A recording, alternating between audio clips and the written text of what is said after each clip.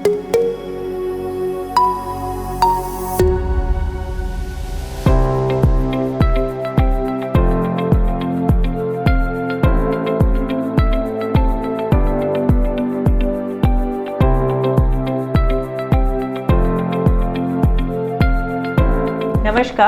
I Sapna Jain welcome you on behalf of Rukmani Birla Hospital Jaipur for yet another panel discussion on a very important topic. Friends, today we are going to discuss from our experts regarding the breastfeeding week which has been observed every year in the first week of August. And to discuss on this topic, I have the experts from our pediatrics department, Dr. JP sir. Sir is the director in the department, and I have Dr. Lalita Kanodia ma'am. She is the senior consultant in the department. So first, sir, JP sir, we would like to understand from you कि every year we know there is some theme on every health day. So tell us something about the theme of the breastfeeding week this year 2023. सपना जी, मैं आपको ये बताना चाहूँगा और अपने दर्शकों को ये बताना चाहूँगा कि वर्ल्ड ब्रेस्टफीडिंग वीक ये 1 से 7 अगस्त के बीच में प्रतिवर्ष पूरी दुनिया में मनाया जाता है ये। और हमारे देश में भी मनाया जाता है और इंडियन एकेडमी ऑफ पीडियाट्रिक्स इसको बड़े पैमाने पे मनाती है पूरे अपने देश में। और हमारे यहाँ हमारी सिटी में जयपुर में जो आईएपी की जयपुर ब्रांच है वो और रुक्मिणी बिरला हॉस्पिटल मिलकर कुछ कार्यक्रम इसमें ऑर्गेनाइज करेंगे और ये आज का जो अपना पैनल डिस्कशन है वो भी उन्हीं कार्यक्रमों की एक कड़ी है। जहाँ तक वर्ल्ड ब्रेस्टफीडिंग वीक इस साल की बात है, जब 92 में सबसे पहले ये स्टार्ट हुआ था तो हर एक वर्ष एक ग्लोबल थीम दी जाती है और उस थीम के इर्द गिर्द सारे कार्यक्रम मनाए जाते हैं। और ये थीम एक संस्था है, विश्व स्तरीय संस्था है, world alliance for breastfeeding action वाबा, जिनका हेडक्वार्टर है वो पेनांग मलेशिया में है। और वो ये थीम है वो हर एक साल तैयार करते हैं और बताते हैं। और इस साल की जो थीम है वो में ये जो महिलाएं काम करने के लिए घर से बाहर जाती हैं उनसे रिलेटेड है। और ये थीम कहती है enabling breastfeeding making a difference for working women. तो ये वर्किंग वीमेन के क्या चैलेंजेस हैं, क्योंकि वर्किंग वीमेन अगर घर से बाहर जा रही है तो बच्चा और माँ अलग होते हैं, तो वो कैसे अपना ब्रेस्ट फीडिंग कंटिन्यू करे या अपने मिल्क है वो कैसे बच्चे को दे। अगर वो कहीं ऑफिस में या कहीं फैक्ट्री में या कहीं पर भी काम करने जाती है तो वहाँ पर उसको क्या क्या सुविधाएं मिलना चाहिए, इन सब से रिलेटेड जो भी डिस्कशन है वो सारा डिस्कशन, वो सारी जो चीज़ें हैं वो इस बार की थीम में इंक्लूड होंगी। अगर हम हिंदुस्तान की बात करें हमारे लिए क्या इम्पोर्टेंस है, तो जैसे हम जब ये कहते हैं कि शुरू के 6 महीने बच्चे को केवल माँ का दूध मिलना चाहिए, तो एक कानून है हमारे देश में जो वर्किंग वीमेन के लिए कानून है जिसको हम मैटरनिटी बेनिफिट एक्ट कहते हैं। ये सबसे पहले 1961 में आया था और कई बार उसमें संशोधन हो चुके हैं और जो अंतिम संशोधन जो हुआ है वो 2017 में हुआ है।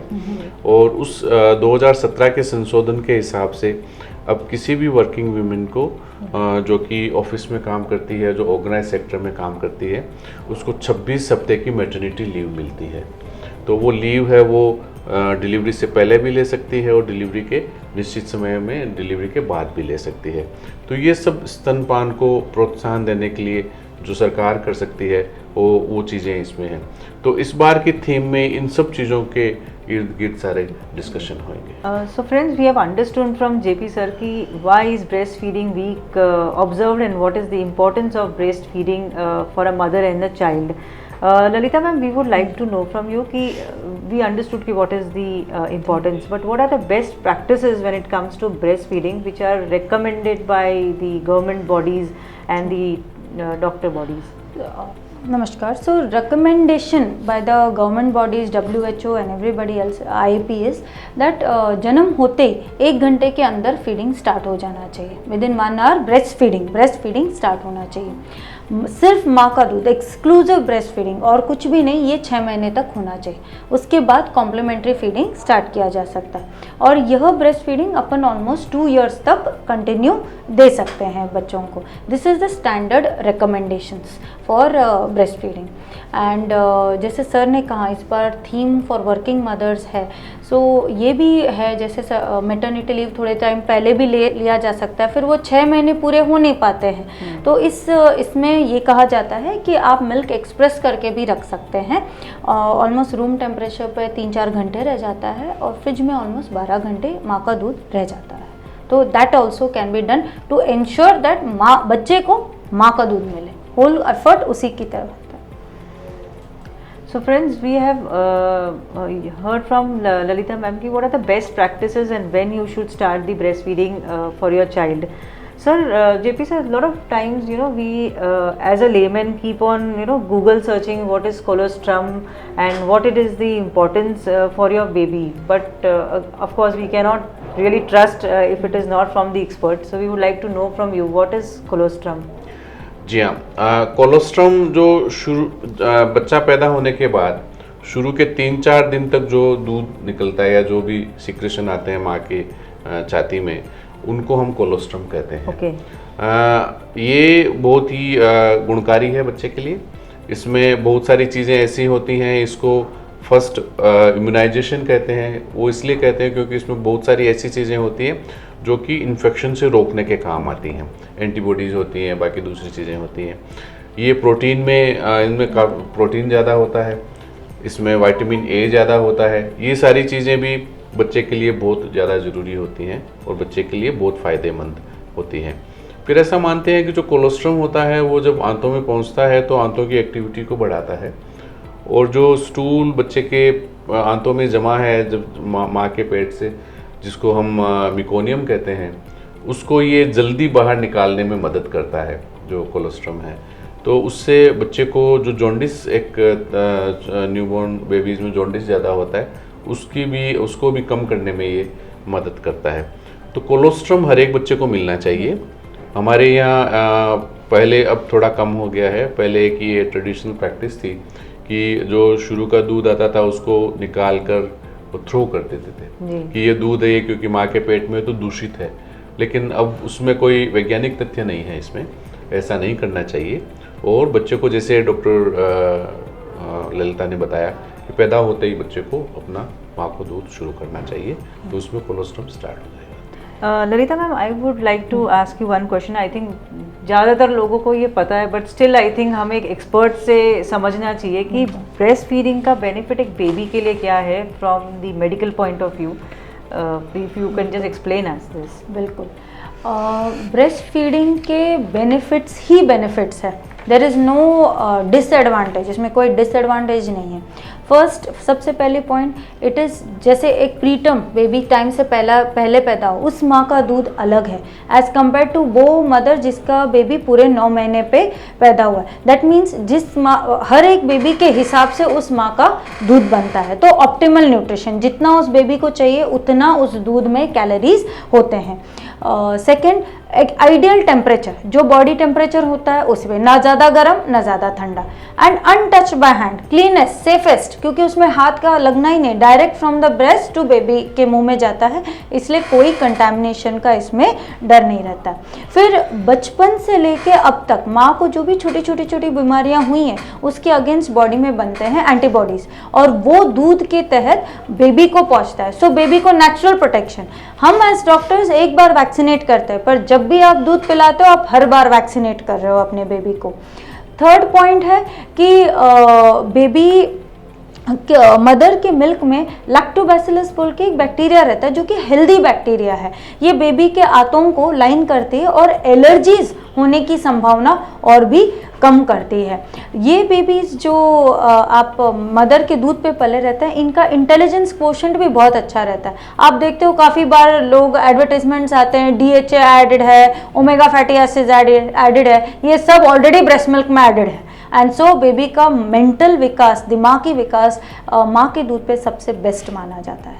Thank you Lalita ma'am. JP sir, one important question, since जो थीम है ऑन वर्किंग मदर्स है, but still there is a trend in working mothers, they feel कि long term breastfeeding can effect their overall physique, जो कि उनको फिर office में या कहीं इनकम्फर्ट देती है। तो what is the importance and benefit for a breast feeding mother? मुझे खुशी है कि आपने एक प्रश्न पूछा, क्योंकि इस बार की थीम भी वर्किंग वीमेन से रिलेटेड है। जो माताएं स्तनपान कराती हैं उनको बहुत सारे फ़ायदे हैं। कुछ फ़ायदे तो शुरुआत में ही आ जाते हैं, जैसे जैसे डिलीवरी हुई और जैसे डॉक्टर ललिता ने बताया कि 1 घंटे के अंदर स्तनपान शुरू करना चाहिए, रिकमेंडेशन है। अगर जो मदर्स ऐसा करती हैं उनको जो प्रसव के बाद में जो ब्लीडिंग है वो कम होती है, जो कि एक बहुत ही इम्पोर्टेंट कारण है। कई बार मदर्स की ब्लीडिंग ज़्यादा होती है, उनको कई बार ब्लड ट्रांसफ्यूजन तक हमें देना पड़ता है। दूसरा, जो माताएं अपना मतलब स्तनपान कराती हैं तो शुरू के 6 महीने में, और अगर उनकी मेंस्ट्रुएशन वापस स्टार्ट नहीं हुआ है, एक्सक्लूसिवली ब्रेस्ट फेड बच्चा है, उसको अपने माँ के दूध के अलावा कुछ नहीं मिल रहा है, तो ये एक तरह से क्या कहना चाहिए कि ये फैमिली प्लानिंग का एक मेथड है, ये है जिसको हम लैक्टेशन एमिनोरिया मेथड कहते हैं, लैम मेथड कहते हैं। तो इसमें 2 बच्चों के बीच की जो गैप है वो उसको बढ़ाया जा सकता है अगर माँ अपना दूध पिला रही है तो। तीसरा है, कुछ बड़ी घातक बीमारियां हैं जैसे ब्रेस्ट कैंसर है ये, या यूट्राइन कैंसर है, ओवेरियन कैंसर है, ये सब जो कैंसर की बीमारियां हैं ये भी इन माताओं में कम होती हैं जो कि स्तनपान कराते हैं। फिर ये भी देखा गया है, जैसे आपने जिक्र भी किया है इसका, होता इससे उल्टा है बल्कि, क्योंकि ड्यूरिंग प्रेगनेंसी जो बहुत सारा एक्स्ट्रा फैट जैसे इकट्ठा होता है शरीर में, और वो प्रेगनेंसी के लिए और डिलीवरी के लिए ज़रूरी है। लेकिन जो माताएं अपना स्तनपान कराती हैं, एक्सक्लूसिवली दूध पिलाती हैं, वो आप देखिए सिंपल कैलकुलेशन सा ही है कि जैसे 500-600 ml अगर मिल्क निकलता है उनके शरीर से, तो मिल्क में कैलोरीज भी होती हैं, है ना। तो करीब 400-500 कैलोरीज वो एक दिन में घर में बैठे बैठे दूध पिला के कम कर सकती हैं। उतनी कैलोरीज स्पेंड करने के लिए उनको 7-8 किलोमीटर रोजाना चलना पड़ेगा, है। तो ये बल्कि उनके फिगर को और ज़्यादा अच्छा बनाएगी। अगर वो ब्रेस्ट फीड कराएंगे तो जो वजन उन्होंने एक्स्ट्रा गेन किया है ड्यूरिंग प्रेगनेंसी वो जल्दी खत्म होएगा, और उनका फिगर जो है वो ज़्यादा अच्छा होएगा अगर वो स्तनपान कराएंगे। So friends, JP sir has mentioned a very important point कि breastfeeding in fact helps you to maintain your correct shape without putting lot of efforts, and that I think we need to consider as one of the important point in this discussion. So Lalita ma'am, we would like to know from you the importance of breastfeeding, especially in preterm babies. What it is the role and how effective it is for preterm babies. So preterm babies वो होते हैं जो समय से पहले deliver हो जाते हैं, और इनका मानसिक विकास में ब्रेस्ट मिल्क बहुत हेल्प करता है। ये प्रीटर्म बेबीज़ इनके जैसे टाइम से पहले आए हैं तो उनकी मैच्योरिटी, आंतों की मैच्योरिटी भी कम है, तो काफ़ी बार आंतों की सूजन, आंतों का फटना भी इनमें डेंजर रहता है, जो कि माँ के दूध पे बिल्कुल ना के बराबर हो जाता है। इनको इन्फेक्शन, संक्रमण की रिस्क बहुत हाई होता है, क्योंकि टाइम से पहले इनकी इम्यूनिटी बहुत कम रहती है। माँ के दूध के प्रोटेक्टिव फैक्टर्स इनको इन्फेक्शन से भी बचाते हैं। काफ़ी बार आपने सुना होगा कि जो टाइम से पहले पैदा हुए बच्चे, इनको विजन प्रॉब्लम्स हो जाते हैं लेटर ऑन, मतलब काफ़ी थोड़े टाइम बाद। बट माँ के दूध जिनको चलता है, इन पर एंटीऑक्सीडेटिव फैक्टर्स भी रहते हैं, और ये इस रेटिनोपैथी ऑफ प्रीमेच्योरिटी कहते हैं इसको, ये इस बीमारी को कम करते हैं। तो फ़ायदे काफ़ी सारे होते हैं ब्रेस्ट फीडिंग को। कोशिश यही होनी चाहिए कि माँ का दूध दिया जाए। Breast milk should be given to premature babies. Ma'am has explained us the importance of breastfeeding in preterm baby and the role of the breastfeed in the overall growth of the child. Now I would like to ask JP sir, there are few misconceptions that a lady who has undergone a cesarean delivery cannot breastfeed successfully as the one who has undergone a normal delivery. Is it true, sir? देखिए, ये आपने बिल्कुल सही कहा कि ये इस तरह की सोच है कि अगर नॉर्मल डिलीवरी हुई है और अगर सिजेरियन से डिलीवरी हुई है तो दोनों में दूध पिलाने में फ़र्क है। लेकिन ये डिलीवरी का मेथड अलग है। जो दूध बनाने की जो प्रक्रिया है, जो उनकी कैपेसिटी है या जो सिस्टम है, वो सेम है दोनों में, है। दूध एक ही तरीके से बनता है, अगर वो सिजेरियन मदर है तो भी, और अगर नॉर्मल डिलीवरी से बचा हुआ है तो भी। बल्कि अब तो ऐसा मानने लगे हैं कि जैसे डॉक्टर ललिता ने कहा था कि 1 घंटे के अंदर ही स्टार्ट करना चाहिए, तो जिन मदर्स में सिजेरियन है वो स्पाइनल एनेस्थीसिया में हुआ है, यानी कि उनको बेहोश नहीं किया गया, और ज़्यादातर जो सिजेरियन है वो स्पाइनल एनेस्थीसिया में ही होते हैं। तो बहुत सारी अस्पतालों में, बहुत सारी यूनिट्स में अब ओटी के अंदर ही बच्चे को एक बार सकलिंग कराते हैं। तो वो इसमें, क्योंकि जो सकलिंग का काम है, जो दूध पीने का काम है, वो बच्चे ने करना है। तो बच्चा चाहे वो सिजेरियन से पैदा हुआ हो या कि वो नॉर्मल डिलीवरी से पैदा हुआ हो, उसकी जो सकिंग करने की या सकलिंग करने की जो कैपेसिटी है वो सेम है। केवल ये ध्यान रखना होता है कि अगर सिजेरियन से बच्चा पैदा हुआ है तो बच्चा स्वस्थ हो, बच्चे को कोई तकलीफ ना हो, कि जैसे मान लो बच्चा रोया नहीं, आपको रिससिटेट करना पड़ा, या कि बच्चा प्रीमेच्योर है, अभी इमीडिएटली नहीं ले सकता है, वो अलग बात है। हम बात कर रहे हैं जो सिजेरियन से बच्चा पैदा हुआ लेकिन जो स्वस्थ है बच्चा है, वो बच्चा आराम से माँ का दूध पी सकता है। पहले जब माँ, जो सिजेरियन थे वो माँ को बेहोश करके किए जाते थे, उस समय भी हम ये कहते थे कि जैसे 4 घंटे तक आते आते माँ होश में आ जाती है तो ब्रेस्ट फीड कर सकती है। तो सिजेरियन वाली मदर्स भी बिल्कुल अच्छे से दूध पिला सकती हैं, उसमें कोई परेशानी नहीं होनी चाहिए। हाँ, ये ज़रूर है कि माँ जैसे लेटे लेटे रहेगी शुरू के 24 घंटे, तो जो उनके साथ में जो रिलेटिव्स हैं और जो स्टाफ जो उनकी देखभाल कर रहा है, उनको माँ को सपोर्ट करना पड़ेगा बच्चे को ब्रेस्ट फीड कराने के लिए, लेकिन ये किया जा सकता है। So friends, sir has explained us कि there is no difference whether you have gone for a normal delivery or you have had a baby with cesarean. Breastfeeding can be done successfully in both the cases. Lalita ma'am, I would like to ask that there are a lot of practices, especially when we have grandparents or mothers or family members, of giving the baby with some janam gutti or gripe water. What is your take or your suggestion on this? नहीं, I will not recommend कोई जन्म गुट्टी या gripe water. कुछ families में ये भी पाया जाता है जन्म होते ही मुंह दांतों पे या जाड़ों पे शहद लगाने की प्रैक्टिस, बट ये अनसाइंटिफिक है। प्लस ये शहद जो यूज़ होता है काफ़ी बार ये इन्फेक्टेड रहता है, मतलब संक्रमित रहता है, देयर इज़ माइक्रो ऑर्गेनिजम्स, और इससे बोटुलिज्म बोल के एक बीमारी भी हो सकती है जिसमें बेबी फ्लॉपी हो सकता है। प्लस ये जन्म गुट्टी वगैरह ये वैज्ञानिक तरीके से नहीं बनाए जाते हैं, सो कहना मुश्किल है कि बेबी के बॉडी पे क्या असर रहेगा। सो नो रिकमेंडेशन, ये नहीं करनी चाहिए हमारे तरफ से। Thank you Lalita ma'am for making us understand that we should not give some kind of gripe water or janam gutti to the kids as it has no scientific proof. Sir, as we are talking about, nowadays it is so, the life has become so fast. Every mother, though she knows the importance, still with the lack of time, we land up having some artificial feeding or formula feeding. So what is your suggestion or the a take on this to the mothers who are doing this? देखिए, ऐसा है, बहुत बार ये perception होता है।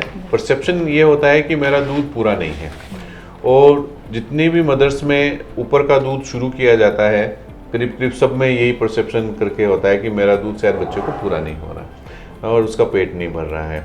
लेकिन यहाँ पर मैं ये कहना चाहूँगा कि बच्चे का पेट बहुत छोटा सा है, और ये छोटा सा है शायद इसीलिए बच्चे को बार बार पिलाना पड़ता है, क्योंकि वो 2-3 घंटे में खाली हो जाता है, और उतना दूध हर एक माँ बना सकती है। उसकी जो कैपेसिटी है वो इतना दूध बनाने की सारी मदर्स की सेम होती है। केवल 2 वैज्ञानिक तरीके ऐसे हैं जिनसे पता लगाया जा सकता है कि बच्चे का पेट पूरा भर रहा है या नहीं भर रहा है। एक तो ये है कि बच्चे का वज़न कैसे बढ़ रहा है। अगर बच्चा 1 महीने में कम से कम 500 ग्राम या एक दिन में कम से कम 25 से 30 ग्राम वज़न उसका बढ़ रहा है, इसका मतलब उसको पेट पूरा भर रहा है, क्योंकि अगर पेट पूरा नहीं भरेगा तो बच्चे का वज़न नहीं बढ़ेगा। दूसरा ये है कि अगर मान लीजिए वज़न का तो जैसे सब घर पे हम नहीं देख सकते हैं, अगर माँ केवल अपना दूध पिला रही है 24 घंटे और वो ये देखे कि बच्चा पेशाब कितनी बार कर रहा है, अगर वो 6 बार से ज़्यादा पेशाब कर रहा है, इसका मतलब उसका पेट पूरा भर रहा है। और ये 6 बार से, ये तीसरे चौथे दिन के बाद का मैं बता रहा हूँ, उससे पहले पेट, क्योंकि बच्चे की रिक्वायरमेंट कम है, इनटेक कम है, तो पेशाब भी कम हो सकता है। लेकिन 3 दिन की एज के बाद में अगर बच्चा 6 या 6 बार से ज़्यादा पेशाब कर रहा है तो उसका पेट पूरा भर रहा है। तो ये एक तरीका है उनको ये देखने का। अगर उसके बाद भी अगर बच्चा रोता है, क्योंकि जब बच्चा रोता है तब ये कॉमनली दिमाग में आता है कि शायद उसका पेट नहीं भरा, तो उनको ये देखना चाहिए कि जो बच्चा है वो कई और कारणों से भी रोता है। जैसे बच्चा पेशाब करने से पहले रोता है, पेशाब करने के बाद रोता है, स्टूल करने से पहले रोता है, बाद में रोता है, अगर उसको डिस्कम्फर्ट है जिसमें कि उसका टेम्परेचर एनवायरनमेंट का कम है, ज़्यादा है, इन सब कारणों से बच्चा रोता है, या कि उसके कपड़े हैं वो तंग हैं तो उसके कारण से रोता है। तो ये सब कारण हैं, इनको पहले हमें रूल आउट करना चाहिए। सीधा ये नहीं सोचना चाहिए कि बच्चे का पेट नहीं भर रहा है इसलिए बच्चा रो रहा है। Lastly, we would take some more time of our experts and like to know, ma'am, कि what are the ill effects of formula feeding or the artificial feeding, which is very common nowadays. So formula feeding, जो formula milk बनता है, इससे infection होने की chances ज़्यादा रहती है। जितना अनटच्ड रहो, डायरेक्ट मदर के ब्रेस्ट से मिल्क मिलता है, नो इन्फेक्शन। अब जैसे फार्मूला बनाते हो उसमें पानी यूज़ करते हो, सो पानी हैज़ टू बी क्लीन, उसमें कोई इन्फेक्शन नहीं होना चाहिए। कटोरी चम्मच ये स्टरलाइज होना चाहिए। काफ़ी लोग बॉटल यूज़ करते हो, वहाँ तो definitely, because the nipples are definitely source of infection. डब्बा खुला छोड़ दिया, उसको ढंग से बंद नहीं किया, तो वो भी एक संक्रमण का कारण रहता है। So risk of infection is very high. और माँ के दूध पे there is no risk at all, in fact protective factors मिलते हैं। Human milk is a living tissue, आज तक कोई उसे हूबहू बना नहीं पाया है, तो उसमें जो बैक्टीरिया रहता है, बेनिफिशियल बैक्टीरिया रहता है मदर्स मिल्क में, वो अपने फॉर्मूला में नहीं मिलता है, इसलिए रिस्क ऑफ एलर्जीज भी हाई होता है। Plus it is very costly, formula जो है it is very costly. Mothers milk में there is no cost involve at all, and hence risk of overweight भी ज़्यादा है। फार्मूला में फिक्स्ड कंपोजिशन रहता है और इसीलिए बच्चे का वज़न हद से ज़्यादा बढ़ने का भी डर रहता है। सो ये सारे दुष्परिणाम है फार्मूला फीडिंग पे। और जैसे सर ने कहा कि ब्रेस्ट फीडिंग से मदर के जो बेनिफिट्स होते थे, ब्रेस्ट कैंसर से प्रोटेक्शन, ओवेरियन कैंसर से प्रोटेक्शन, वो भी नहीं होगा क्योंकि आप फार्मूला फीड करा रहे हो, ब्रेस्ट फीडिंग कम करा रहे हो। सो दीज आर, ये सब फार्मूला फीडिंग के इल इफेक्ट्स हैं। इसमें मैं जोड़ना चाहूँगा एक पॉइंट और, जैसे आपने बड़ा अच्छे से बताया कि इन्फेक्शन होने के चांसेस ज़्यादा हैं।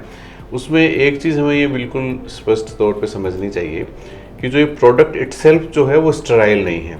जो पाउडर है जो हमें मिलता है वो स्टेराइल नहीं है, उसमें intrinsic contamination during the process of manufacturing हो सकता है। और कई कंट्रीज़ में इसके कारण से जो फार्मूला के डिब्बे हैं उनको रिकॉल किया है कंपनी ने। जैसे कि अभी हाल ही में यूएसए में एक किसी पर्टिकुलर कंपनी का जो प्रोडक्ट था उसमें साल्मोनेला टाइफी कीटाणु पाया गया। वो कीटाणु जो है वो during the process of manufacturing अंदर होता है, क्योंकि ये इसकी मैन्युफैक्चरिंग का जो सिस्टम वो ऐसा है कि इसमें बहुत ज़्यादा हाई टेम्परेचर पे प्रोडक्ट को नहीं ले जा सकते हैं पाउडर बनाने के लिए, और जो इसके स्पोर्स होते हैं कीटाणु के वो उसमें बच जाते हैं, और उसके कारण से बाद में बच्चे को इन्फेक्शन हो सकता है। एक एंट्रोबैक्टर साकाजाकी नाम का कीटाणु है, उसमें कई NICUs में इसके कारण से स्प्रेड हुआ है इन्फेक्शन। मेनिंजाइटिस होती है, वो फेटल होता है, बच्चों की मृत्यु हो सकती है। तो ये जो आप भले कितनी सावधानी से भी बनाएं, लेकिन जो इंट्रिंसिक कंटामिनेशन है उसको हम ख़त्म नहीं कर सकते हैं, तो ये बात भी एक ध्यान में रखने के लिए। So thank you so much JP sir, thank you Lalita ma'am for making us understand the importance of breastfeeding and why it is observed worldwide.